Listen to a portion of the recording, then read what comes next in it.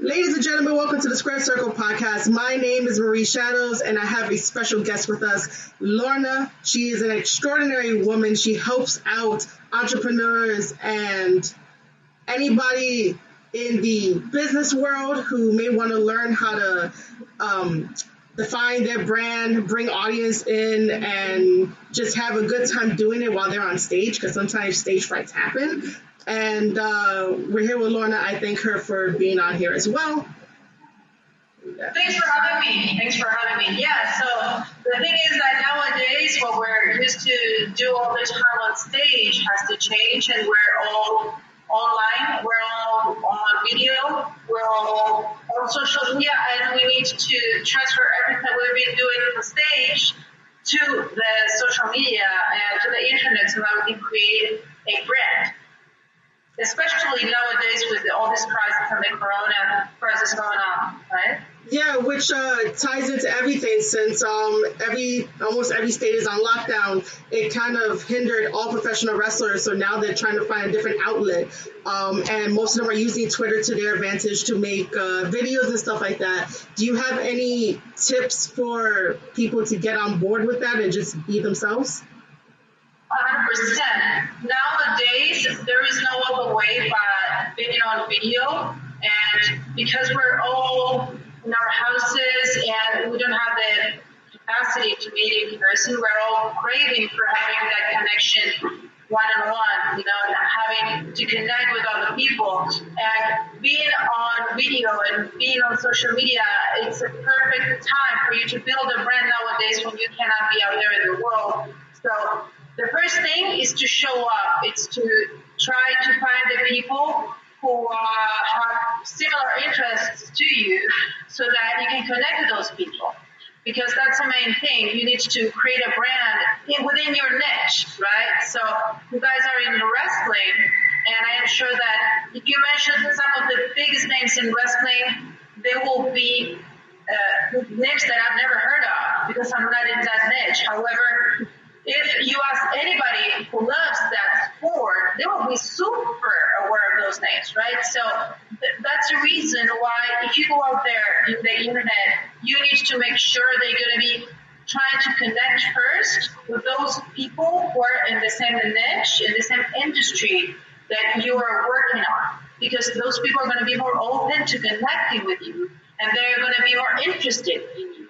So the first step would be to say, okay, I'm going to put together a strategy to create a brand for myself, which nowadays is super important for everything that you do. Let's say if you want to get a sponsor, they're going to look into your Instagram, they're going to look into your social media to see how many followers do you have, to see what's the level of influence you have, to see if they're going to invest in you or not. So this is why I think it's super important for everybody, right? In every sport, in every personality. I was even reading about the casting nowadays in Hollywood. Nowadays, they look into the amount of followers that people have on their Instagram when they're deciding who's going to get their role in the movie. So the same thing happens actually in every industry. So when you have a good social media engagement, when you have a good social media video strategy, that is definitely going to help your career. And what I do, my expertise is making that team video, using video to create that brand and to create that influence in the world.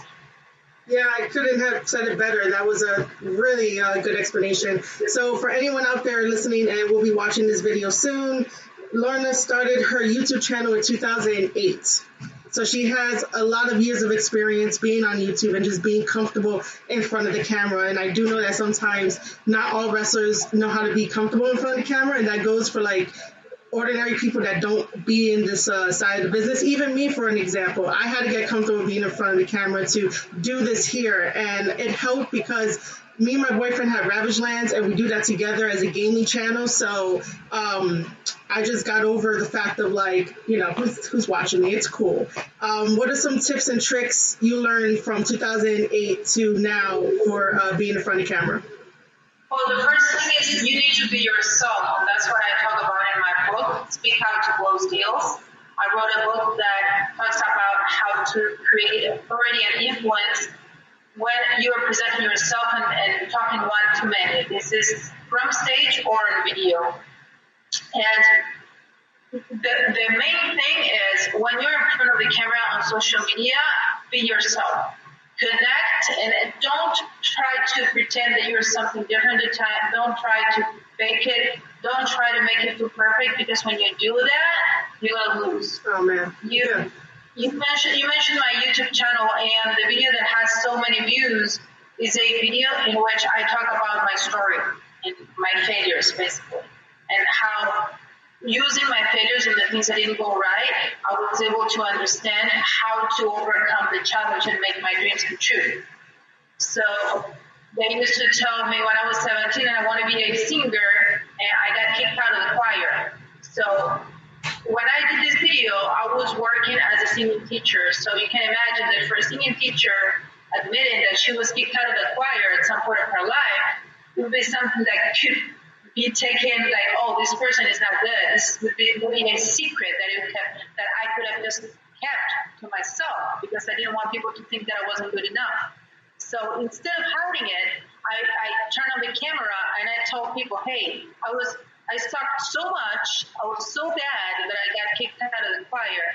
However, when this happened, I went to a phonologist and they discovered that I had a problem in my vocal folds. And that was the reason why I couldn't sing well, when my voice wasn't sounding good. So through a process and through therapy, I was able to fix it. So maybe this is happening to you.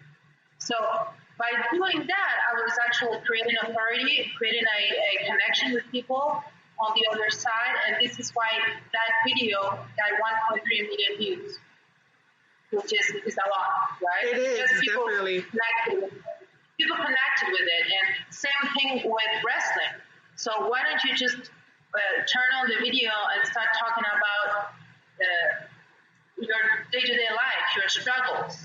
Why don't you talk about, hey, you know what, today was a tough day, this thing happened, and maybe I got hurt at this point in my life, and I thought that I won't be able to do this anymore, but then I did this and did that. Hey guys, have you ever thought that your dreams would crash and you wouldn't be able to continue doing this? Well, when this happened to me, I did this, I did that. So start sharing, especially your challenges and the tools that you use to overcome those challenges. That would be a really good idea for everybody that's starting to try to create a connection with people. And be yourself. Connect with those people that are your tribe, because they're going to understand what you're talking about. They're going to feel it, you know. They're going to connect with you. And nothing better than nowadays with all this crisis, there's a lot of uncertainty. People are suffering. You know, it's the best time for us to come together and use the internet. Definitely, and I've seen a lot of people come together during this time, and I would probably piggyback off that and mention that being vulnerable is key, and sometimes, you know, people just don't know how to be vulnerable. They think that it might just be a weakness and stuff like that. 100%. Yeah. Then also, let's see. And then in 2014, your business blew up, and your business was primarily helping people as in like a voice coach and other things, right? Yeah, I started my first degree was in journalism. So I was always interested in creation of content. You know, I've always been like interested in those things. And I created my first business as a singer. First off, I've always been a coach. First a dance coach, then I became a singing coach, and I was just teaching singing, instruction singing. And I started posting videos on YouTube in 2008, which brought people into my studio. But then I started studying marketing, online marketing, and in 14, when I started doing all these videos, I had like this great traction in people into my business. I would do it live and I would have 1,000 people in my life at that time. It was crazy because it created a lot of momentum. And at that point, I was working with my singing lessons. Because of all that success, people started asking me questions about how I did that. And I started helping other people. I started helping in Los Angeles to brand them. I started helping other people in the online business industry to create a strategy. And that's when I fell in love with online marketing. And that's why nowadays I work also as a coach, creating strategies for people that are looking to create a brand, create a business online.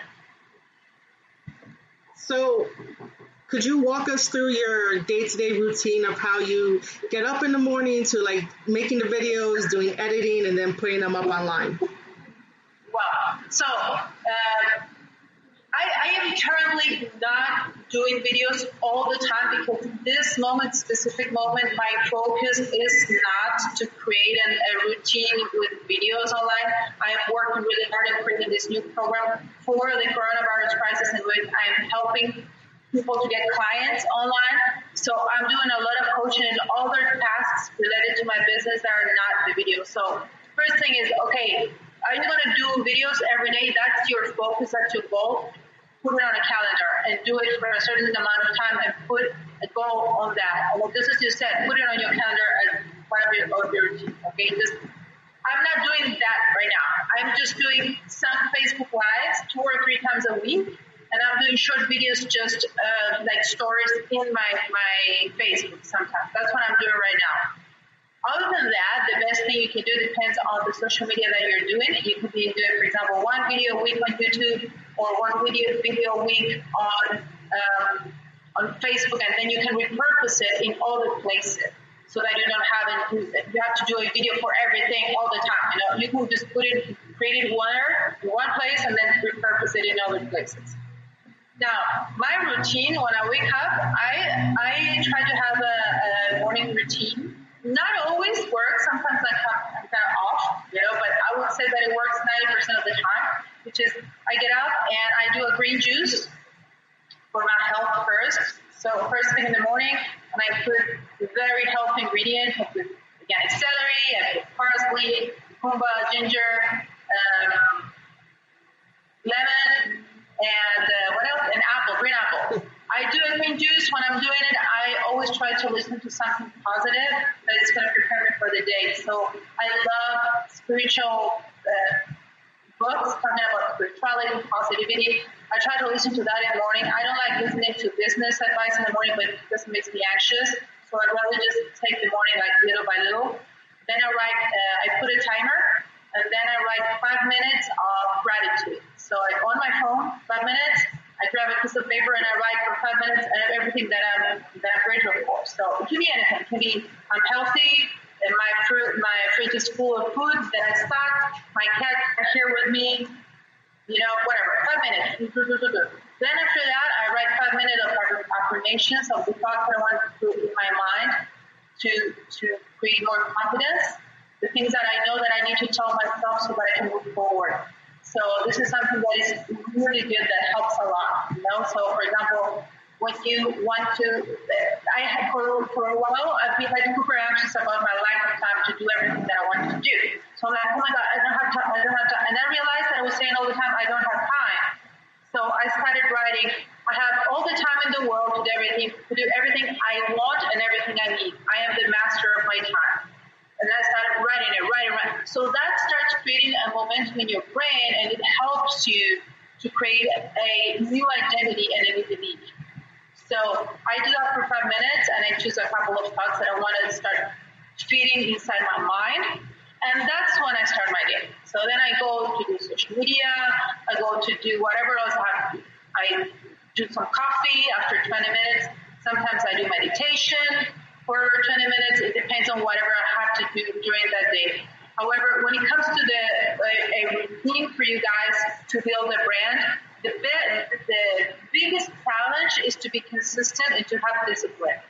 That's the biggest challenge, because then you're starting stuff. And I've done it 1,000 times. I'm not going to say that I don't do it, okay? I've done it a lot. I haven't been like consistent as other people. And I regret it, because I know that if I did, I would have grown a lot more, especially when I had momentum. Mm-hmm. So the best thing you can do is to put it in your calendar. So for example, I will be on Tuesdays is my day to create a video. And then maybe you can create a video about your routine, your morning routine as an athlete. Okay, so what do you have for breakfast? And then you can do one day a video. Oh, for breakfast I do this juice because it's super healthy, and I have a special diet that I work on. So one day you do a video about your morning routine.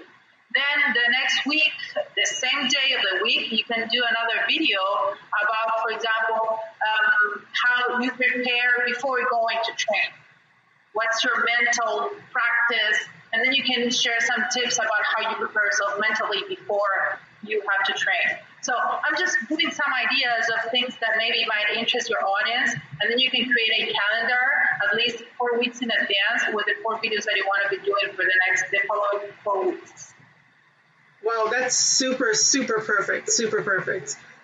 Sometimes people don't think about that, and this is why we need groups to come together and we just like shout out ideas and see what works and what doesn't work. Those are like perfect ideas. I want to ask you about your book. What was the hardest part about writing it, if there was any? Well, for me, being honest, nothing was hard for me doing that book because I wrote it in 3 weeks. And I just said, okay, I'm going to write for 6 hours for 3 weeks, and that's my only goal. And maybe at the beginning, I didn't know what to write in the book because the book was the result of the questions that people were asking me, like, how do you get all these people watching your videos? How come you're so good on camera? How come you're so good expressing yourself on your videos and people like you, blah, blah, blah. And I was like, I don't know. I just turn on the camera and speak to the camera. I don't know. So I had a hard time figuring out what to teach people.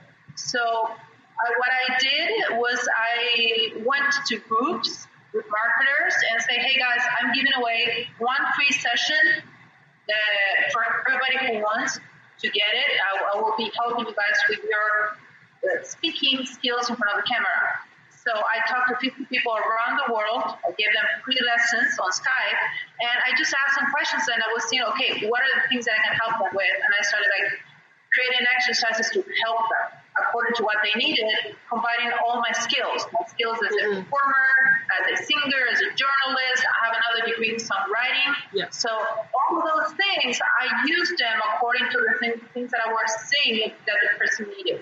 So I would say that, I wouldn't say it was hard. I would say that it was the process that I used. It wasn't one of the hardest things that I've done in my life at all. I don't know why. All the things that I want to do are way harder than that. I just said, okay, I'm going to write it, and in 2 weeks it was done. I didn't overthink it. It just came out, There are certain things, when you don't think about it too much, and I wasn't a perfectionist at all. I just wanted to get it done. And I just said, okay, 6 hours a day, I will get it done. And another tip that I want to share that is really useful for me when it comes to productivity is to create goals that don't have to do with the tasks that you're doing, but that have to do with the time the time slot that you are doing it. So for example, instead of saying, I'm going to write 10 pages, I would say, okay, I'm going to write for 6 hours a day. So I was locking that time in, and I knew exactly what I had to do that day, and I was just doing it. I wasn't counting the pages, so that gave me the freedom and the structure that I needed. And I discovered in my life that now that when I want to get things done, I just have to put it on my calendar and reserve a time slot for them. Cool. I totally agree. I sometimes overthink everything and I don't get things done and stuff, and I hate that. Did you choose to go self-publish or traditional publish? No, I did Amazon. Okay. I don't have a publishing deal. Okay. And as an online entrepreneur, I'm not even looking for big deals on anything. Everything that I do it independently. I don't even wait. I don't even think about that. I think that nowadays we need to do things for ourselves. Totally agree with that. I'm more on the doing it for myself because I have my publishing certificate, so I'm able to go and just go on Amazon and do it. I did learn some stuff between traditional publishing and self-publishing, and I was no, I'll just pick self-publishing. It comes to me, and then I could help out other people with that as well. What is one fun memory that you have from any of your clients that you ever helped out? A fun memory. What can I say? Wow, fun memory. That's a hard one. Fun memory. I just right off the bat, I don't remember anything fun right now, but I can share something that made me really happy, which was, for example, one of my students that I started working with her, and she had a very high voice like this. She's like a very sweet, she's a super sweet feminine Asian girl, super sweet. The thing is that she wants to be a coach, and she needs to be a strong woman to be heard, to be a coach, to be taken seriously. So we did a lot of work so that I could help her with her voice and with exercises that combined the technique that I do with the singers and the marketing techniques. And I helped her to create a winning presence so that she can present herself with more confidence in front of the camera and build her brand. So she sent me, like, after we were working for a while, and her voice changed a lot, and she went from speaking like this to having a voice like this, and she did a wow. testimonial. So the video testimonial says, I am so excited about being able to do this video. I never thought that I would be able to do something like this, because before I would speak like this, and I was wondering why nobody was listening to me. But I need to have authority, and I need to have bass in my voice. So she did that, and it's so cool because it shows how you can actually develop that winning presence that you're trying to build, not as something fake, but as a way to reveal that confidence that is inside of you.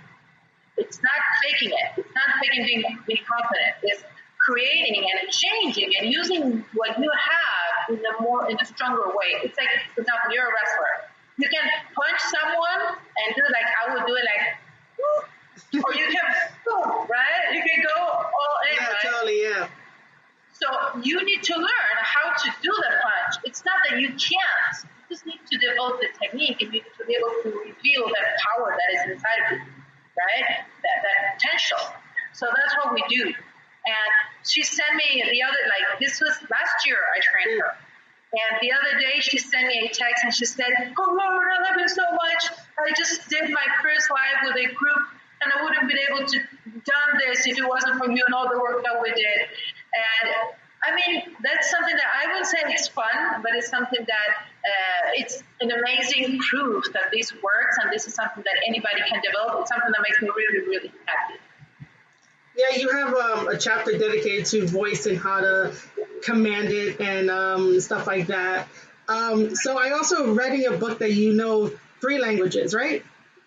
Yeah, well, thanks for going like so thoroughly around the book. Thanks so much. I mean, it captured me, and there's some stuff in there that like resonated with me. That I was like, this works. It really does. I love it. So my question is that I'm guessing English is your 3rd language, right? No, it's actually my 2nd. Oh, okay. I'm half British and half Argentinian. I was born and raised in Argentina, but my family's British. That's why it's Lorna Earnshaw. Oh, okay. And then I moved to Brazil as an adult already, and that's when I learned Portuguese. So I speak 3 languages. I was going to ask how hard was it to learn English, because everyone says that it's really hard, and I'll be like, yes, it is.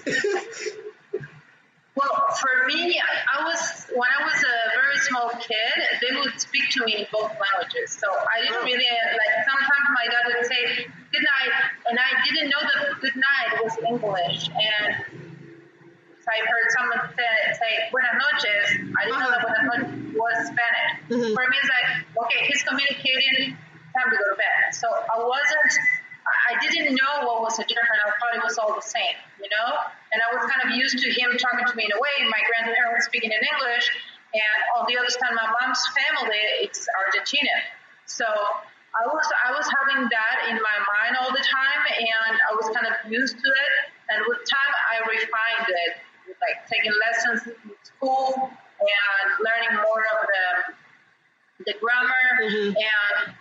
but it was more with a British accent. And then I moved to the United States. I got another degree, so I had to really work on my grammar, on my writing skills, and that really helped me develop a lot my English skills. And I still have an accent. It's a mix of everything that I do, But now I'm used to it, it's like kind of my way of expressing myself. Yeah, your accent is fine. It's like really, really nice to hear it. Because I'm Puerto Rican Italian, and I speak Spanish very horribly, but I can understand certain stuff. I just don't remember much of Italian and stuff like that. So it's a little bit different and stuff like that. What is the longest video you ever worked on that maybe you had to do it over and over because it wasn't right or wasn't perfect? Well, right now, there are some videos that I'm working on right now because I have my business, which is a coaching business, in which I help people build their brand online through video, and I put together a whole strategy. And I also work as a consultant for other people and companies to build their own things, and I'm like helping them do it. I do it with them. And right now, I'm working on some financial investment videos for companies that work on financing products and products that have to do with life insurance and with investments, IULs, premium financing. These things are like super complicated, and it has so many details. So we needed to work on a way in which we could have to communicate the value of what we had to offer in a way that is compliant with the law, because we couldn't lie. And at the same time, we couldn't be too technical. So I couldn't be reading a brochure of what we were talking about. It's been like the biggest challenge that we're going through, and we've been like going back and forth working on that. Most of the time, people don't have to work on things like that so hard, on creating all these details. Now, nowadays, when I do stuff for myself, I don't really record stuff too much again and again. And most of the stuff that I'm doing right now is Facebook Live, so you can't even do that. It's like, okay, I'm going to do it, and I'm going to repurpose it for YouTube, and, that's what it is. So I purposely not overthink it. I purposely just let it go, And when sometimes I'm doing some videos for my singing as well, and they are recorded previously and edited, I try not to overthink it at all. Unless there's something really bad that happened, and I do like a short thing, like a test, because when you're recording yourself and you don't have anybody to help you, which I don't recommend, it's best to have someone helping you. But in my case, I don't have anybody helping me. You might be recording yourself, and then you notice something that was off, and you could only see it in the screen because it's still small when you see it in the phone or your camera. So you have to put it in the screen, watching it in your computer, and then you can see, oh my God, I had, dirty socks in the background, and I didn't notice. I have to remove those. So you wouldn't be able to see that unless you see it in a big monitor. So those are the things that sometimes happen to me. So I do always like a short test to make sure that it looks good, that like the colors that I'm wearing look good, that my hair looks good. And then once I say, okay, I did this short test, I see it in my camera, in the screen of the computer that looks good, then I go and I do the whole thing. Totally agree with that. Let's just say that you weren't doing the consulting and the marketing and stuff like that. Did you ever have a plan B if none of this ever worked out? Well, my number one goal was always being an artist, and way to make money out of the things that I love. So I've never had a job. I've never worked for anybody as an employee ever. So when I first started, I have a degree in journalism, and I did like freelancing, and then I went into dance, and then I was like, okay, I want to have students, and I got students, and they came, and then I said, okay, I'm going to work on singing, and then I was combining that, and then I just made it happen until I got the singing students. So I haven't been thinking, okay, if it doesn't work out, do something else. And I believe that, for example, when nowadays I have these skills on marketing, there is no way that's not going to work out because there's so much demand in the world, and everybody now, all my work is going up, because of all these problems with the crisis. The world went online, so there's no way that it's not going to work for me. It's on me. So this is the way that I see it, and because I'm an entrepreneur, I'm always finding ways to make it work. So I've never had like another option of what I would do. I've always tried to make money out of the things that I can do, and I try to monetize that and be creative and investing or learning more and really taking action. I would say that I really take action on things. Yeah, that's totally different because with me, I've always had a job, like no matter what. Only now during this downtime am I able to focus on all of my creative side to try to get that going and stuff like that. What was your favorite chapter to write in your book? My favorite chapter,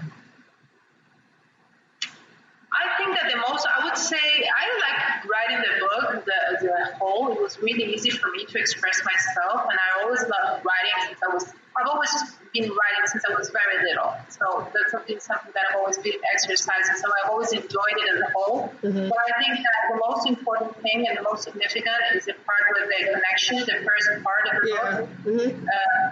That is actually stuff that is not as technical and that could be common sense. But I think that it has like the fundamental, the foundation, so that people can express themselves. So it has to do with when you're in front of a camera and you want to establish authority and you want to sell more and be successful, you need to be connected to yourself and to other people. And how to express who you really are, how to be present, how to stop being a perfectionist. I mean, there's a way, I don't think that anybody can stop being a perfectionist, but we can manage a tendency in a way that we're aware of it, and that every time that we go into that path, that pattern, we can manage it and control it so that it doesn't control us. So, in my opinion, that's the most important part. The other parts are extremely important, and I would say that are even more characteristic of what I teach, because these are exercises and things that I came up with myself that nobody taught me. So I just came up with those things are like very valuable. But I believe that if you don't have a strong foundation on the mission and your connection, you won't be able to make it. And even if you try and apply the details. Hello? Hello? Yeah, we're back. Oh my God, it dropped. Yes. Yeah, it's because I've been experiencing this. It's because of everybody's using their internet, so they kind of not that good nowadays. All right, cool. So we're back. All right. I have wanted to mention that Lorna is extremely right. If you get her book, Speak. Oh my God, it's not Speak. Speak Out to Close.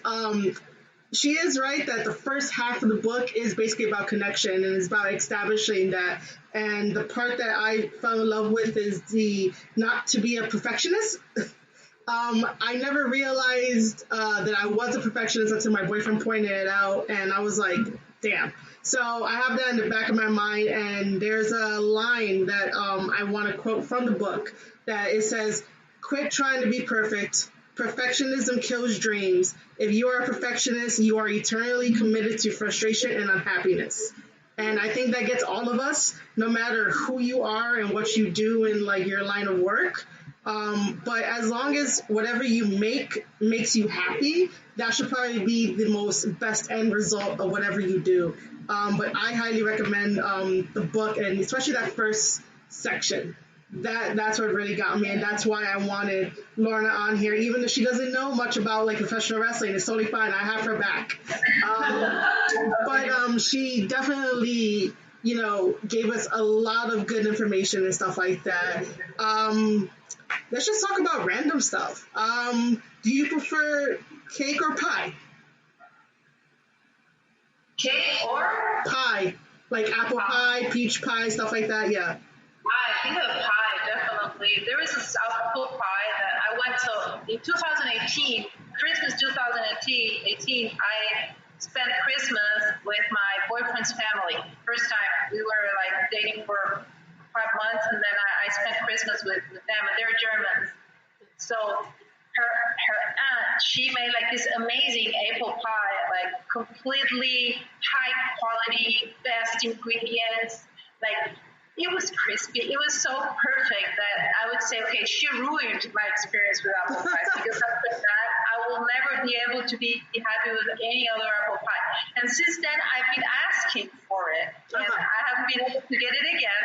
She's been back to Germany, then she's been traveling, and then they told me that we would get the recipe, and I'm still waiting. So right now, I have this problem, which is like, it raised the bar so high that I don't think that I will be able to satisfy with the apple pie anymore. So this is kind of like perfectionism. If it's not the perfect apple pie, eat it, apple pie, I don't think I will be happy ever again. So for me, there's no competition between apple pie and cake, and eat it, apple pie. So I'm not even trying cake or apple anymore. I'm done. I'm over. Well, at that point, you can't really argue. If it was that perfect, it has to be perfect every time. For me, I would have to be in the mood for pie, so mine would be more for like cake, because I'm really addicted to like Italian style cake. Yeah, I'm addicted to that. Let's see. The next question will be: do you prefer cookies or chips? I think chips. I try not to eat many like things that are not really like healthy snacks because I get really addicted to it. So I try to get away from that. I will not say that my diet is perfect. My boyfriend says that I'm addicted to sugar because I eat yogurt. Oh, like yogurt. And he's like, you're addicted to sugar because it's super healthy. So other than that, I just stay away. I stay away from cookies. I stay away from chips. But the thing is that if you put one in my hand, I will eat it and I'll just eat the whole package. So that's why I'm trying to stay away from it. It's the only way for me to not to go off with it. Do you ever make your own healthy cookies? That's again.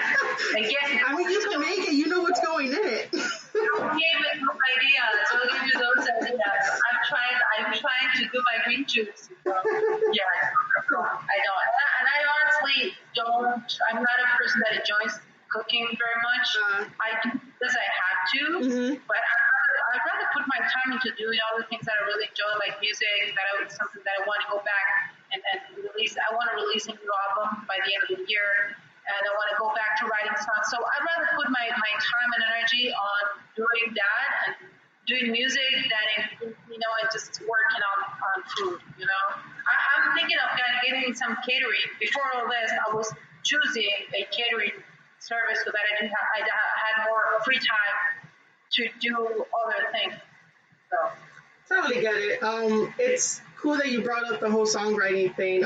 Where did your love of music start? When I was 2 years old, I've always been a musician. When I was 2, I remember my grandma teaching me how to sing and putting like this old tape recorder in front of me and recording me and teaching me songs and making me sing the songs. And so in my family, my cousin, my uncle, he had like the biggest audio recording studio in South America, the first big one in the 50s. He was like one of the pioneers in the industry. My cousin has a Grammy. He's a music producer.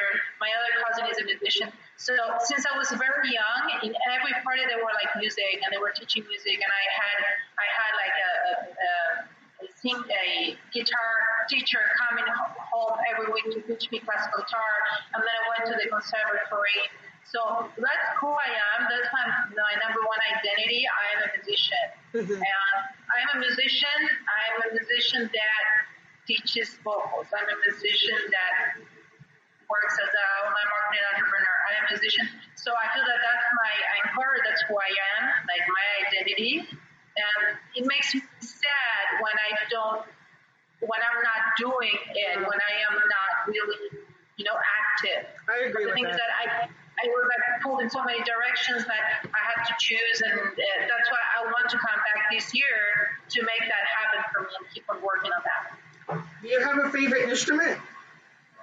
I am a singer, right? Yeah. I've been a voice coach for 16 years, a singing instructor. And so my instrument is vocals, and I am a good piano player too. I studied jazz, and I used to perform piano and vocals jazz. And I play guitar, but I kind of I'm not very good at guitar. I'm like very basic. I've never been a good guitar player, so those are the 3 things that I do: vocals, guitar, and piano. and I combine them. But most when I'm on stage, I do piano and vocals. When you create this album and release it, will it be in the 3 languages or like one specific language that you feel comfortable in? Well, that's been an issue for me because I am comfortable in 3 languages, and that's the thing. So I will do it in Spanish, mostly in English. It's going to be the main idea of the music that I want to release this year is like the positivity, and I want to combine all my thoughts about self-development and making your dreams come true and having a positive experience and being spiritual. I want to express all of that into my music. And I know that part of who I am is I have this very strong Latin ingredient. Mm-hmm. So this definitely be in the music, but it will not be an album in Spanish. It will be an album in English with elements of stuff in Spanish. And also I have some songs in Spanish that I will be releasing hopefully too. So, do you have any questions for me? By any chance? Well, a little bit about you. Yeah, well, I'm curious. I'm curious about you and how you started doing this podcast. All right. So the whole story behind this podcast is that October 2019, WWE had their famous Hell in a Cell pay-per-view.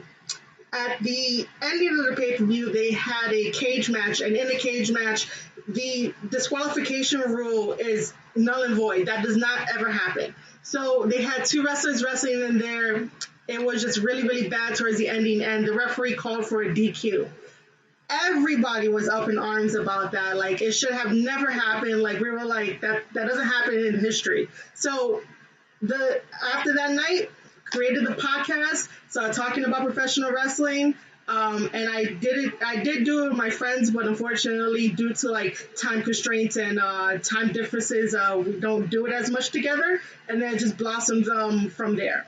That's exactly how it started. over a match. That is awesome. That is awesome. And you compete as a wrestler? I had dreams of being a professional wrestler. I did get into the ring and had like 2 sessions. My bumps are horrible, so I can't do that, but I could run the ropes. But I'd rather be more on the behind the scenes and helping out the guys more than anything else. I don't really need a match. If I am called to be a manager, I would love to be a manager. I would love to manage JD Alpha whenever that happens, because he's our cousin and we just love him to death. But I'd rather do all the behind the scenes, interviewing people, just being around creative, and it's just that's all I really wanted to do. That's awesome. Yeah, I think then in that case, having the podcast is perfect for that. Yeah. Best thing you can do. Yeah, it's slowly growing and stuff like that. So before we wrap up, what would you like to tell people about your book? Anything you want to do? Anything you want to tell them? Well, I want to talk not only about the book, but as a whole. I want to tell everybody that it's the best time for you to instead of watching Netflix and watching 25 seasons of everything that you have on Netflix, for you to use this time that we're going through, this lockdown, to create a brand online through video. And that's the best thing you can do. This is something that you will not regret. And make sure that you create this with consistency, that you put it in your calendar, and make sure that you show up by being yourself and by looking into connecting with people in your niche. And then you will succeed. And this is going to greatly help you to achieve your dreams. Don't give up on your dreams. Just make them happen for yourself.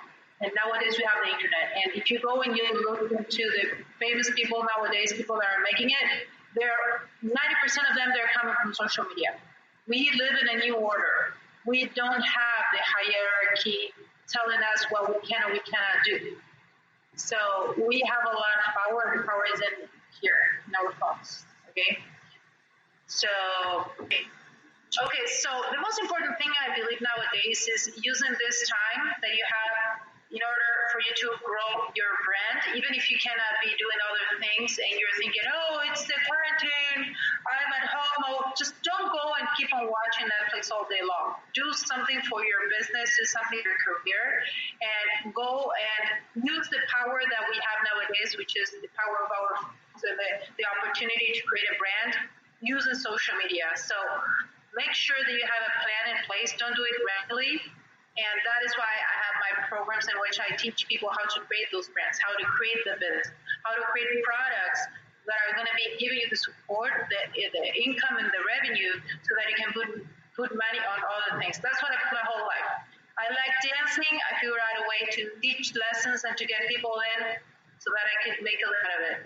I love singing. I figured out a way and start getting people and then buy my. So I believe that with the internet, these things become easier. Guys, as athletes, you need to understand that there is a huge business part in the life of a successful athlete. And you guys know this, right? You know that you need to develop your business part, you need to develop your branding. This is fundamental. So I'm here for you guys. My email is contact@lornavocals.com. You can shoot me an email. I will be putting more and more products and more you guys do this, because the problem is that when you're not a marketer, it's really hard to make it happen.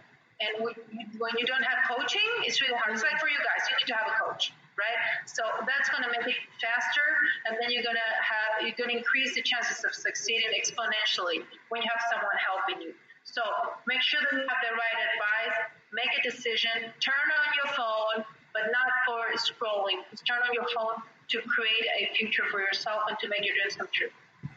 Yeah, I totally agree with that. And if anybody out there wants Lorna's contact or just want to be introduced to her with all of her great products and all of her great help, just let me know. Lorna, if you ever want to come over to the wrestling side, I got you there too as well. For a short period, I was engaged to a famous jiu-jitsu champion and wrestler. Oh. I don't know if I mention him now because he's very famous. And I was never into that. I was like, oh no, I don't want to do this. I don't want you guys to hurt me. And he was like, no, you need to at least have a purple. Like, this is insane. Like, you need to have something. I said, no way. I'm more in the art part and the communication. Like, I don't like physical contact. That makes me like, but I can see, I can start, and I'm like, oh, it's just, Well, I mean, I'll send you people if they want to get in contact with you and if you want to do stuff with that behind the scenes. Because wrestling is very versatile, and especially in your field, you can always expand and just help out whoever it is, because both me and you, we love helping people. So, why not? I believe that's everything. I enjoyed this podcast, depending if, all the internet problems and stuff like that. Again, I thank you for being on my podcast, even though it was a little weird. But I hope that the audience that is listening had gained something valuable from this. Do not be a perfectionist. Go with confidence and make videos of what makes you happy. That is what I will say. Yeah. The confidence is it can be working on and something can develop. Make sure you go that route because it's going to make a huge difference in your life. Definitely. All right, Lorna, until next time, have a wonderful day. Make sure to stay safe out there, and we'll talk soon, I guess. Thanks so much. It was awesome being here. So thanks, and bye-bye. Take care. All right, take care.